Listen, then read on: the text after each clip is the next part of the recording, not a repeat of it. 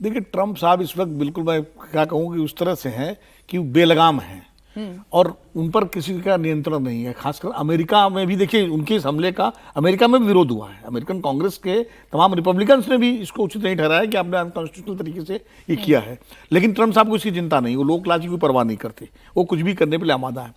दिक्कत क्या है कि ग्रीनलैंड, कनाडा को 91वां स्टेट डिक्लेयर कर चुके हैं कि वो हम चाहते हैं, वो यूरोप को अलग धमका रहे हैं, ईरान पर भी वो धमका रहे हैं, भारत पर टैरिफ लगा रहे हैं, कहते हैं और टैरिफ लगाऊंगा। वो करना क्या चाहते हैं खुद नहीं समझ में आ रहा। मुझे लगता है जो अजीत कह रहे हैं सही कह रहे हैं कि अभी मिड टर्म इलेक्शन होने हैं 2026 में, इसी 26 के अंत में, और उसमें रिपब्लिकन्स की हालत वहाँ अच्छी नहीं बताई जा रही। जो सर्वेक्षण आ रहे हैं उसमें, और अगर वो हारती है रिपब्लिकन पार्टी तो ट्रम्प के लिए आने वाले 3 साल बहुत मुश्किल बने। लेकिन वो जो मिड टर्म इलेक्शन की आप बात करें उसमें एलन मस्क जो बहुत दिनों से उनसे दूर दूर थे, वो भी तो उनके फिर से नजदीक आ गए हैं। उनके हर एक कदम पे एलन मस्क कारोबारी हैं, उनको वो तो कारोबारी है, उनको तो अगर अमेरिका में कारोबार करना है तो उन्होंने नजदीक आना ही पड़ेगा। वो बिजनेसमैन, कोई भी बिजनेसमैन सरकार से टकरा नहीं सकता। तो व्हाइट सुपरमेसी में व्हाइट सुपरमेसी का भी मस्त दोनों साथ में व्हाइट सुपरमेसी ग्रीनलैंड। लेकिन एक चीज पता नहीं वाला, एक दिलचस्प बात मैं जोड़ दूंगा 30 सेकंड में। क्यूबा बहुत इंटरेस्टिंग देश है, मैं क्यूबा गया हूँ, वहाँ अमीरी नहीं है,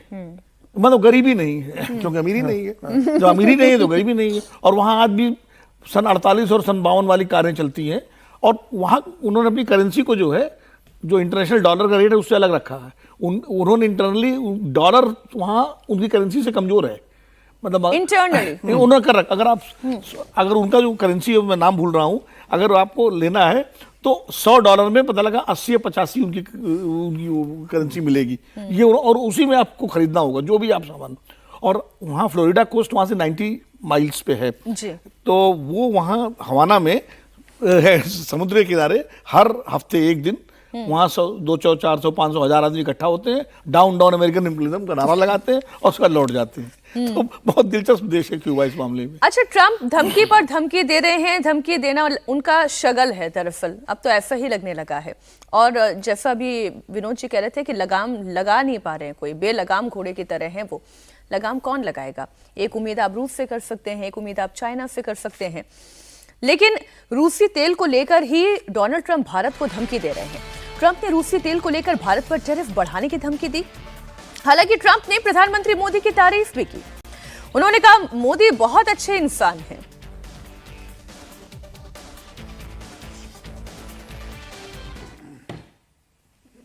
They wanted to make me happy, basically. He wanted to. Modi's a very good man. Yes. He's a good guy. He knew I was not happy, and it was important to make me happy. They do trade, and we can raise tariffs on them very quickly. And Donald Trump का पिछला बयान आप याद करें, उन्होंने कहा था Modi is a terrific man, शानदार व्यक्ति बता रहे थे। अभी भी कह रहे हैं कि मोदी बहुत अच्छे इंसान हैं। अरे फिर भारत पे आप टैरिफ क्यों लगा रहे हैं? क्योंकि आपको रशिया को कर्ब करना है, आपको उनको स्नब करना है, तो आप इसलिए इंडिया को स्नब करने की कोशिश कर रहे हैं टैरिफ के दम पर। कुछ भी सिर्फ अपने डोमेस्टिक जो उनका ऑडियंस है, जो उनके वोटर्स हैं, उनको खुश करने के लिए ट्रंप बोल रहे हैं। उनको पता है कि भारत कतई उनकी धमकी से नहीं झुक रहा है। ये जो खबर थी ना कि भारत ने रूस से तेल खरीदना कम कर दिया है, वो अभी नवंबर की खरीद की रिपोर्ट आई है, आज ही रिपोर्ट आई है। और नवंबर में भारत ने अपनी टोटल तेल की जरूरत का 35% रूस से खरीदा है। 35% तेल हम लोगों ने रूस से खरीदा है और 15% अमेरिका से खरीदा है। अमेरिका से भी खरीद बढ़ाई है भारत ने, लेकिन रूस से 35% तेल हम लोग खरीद रहे हैं। किसी भी दूसरे देश से ज्यादा नवंबर के महीने में भारत ने रूस से तेल खरीदा है। तो भारत को कोई चिंता नहीं है उनकी धमकी, उनके टैरिफ, चूंकि सबको पता है कि वो रेटोरिक है। सिर्फ भारत जो तेल खरीद रहा है यहां से रिफाइंड होकर के वो यूरोप के बाजार में जा रहा है, नहीं तो इस सर्दी में आधा यूरोप तो ठिठुर कर मर जाए अगर ये एनर्जी का संकट हो जाए। भेजेंगे हाँ, एनर्जी का संकट हो जाए तो वहां तो इन सर्दियों में लगातार एनर्जी की जरूरत होती है। तो ये जो गुड़ खाएंगे, गुलगुले से परहेज करेंगे, ये दोनों नहीं चलेगा ना। आप धमकी दे रहे हैं, दूसरी तरफ उसी एनर्जी से आपका काम चल रहा है, तो ये नहीं चलेगा। ये उनको भी पता है। तो ये रेटोरिक अपने देश को सुना रहे हैं। हर चीज को वो जोड़ देते हैं कि हम यूक्रेन युद्ध खत्म कर देंगे अगर भारत तेल खरीदना कम कर दे। हमने वेनेजुएला पर कब्जा कर लिया, तो अब एक तो पहले यूरोप का तेल कम करवा दें, फिर अपना तेल कम करवा लें। नहीं, यूरोप हमारा रूस वाला तेल ही तो रिफाइंड होकर हमारे यहाँ से जा रहा है, तो खरीद रहा है।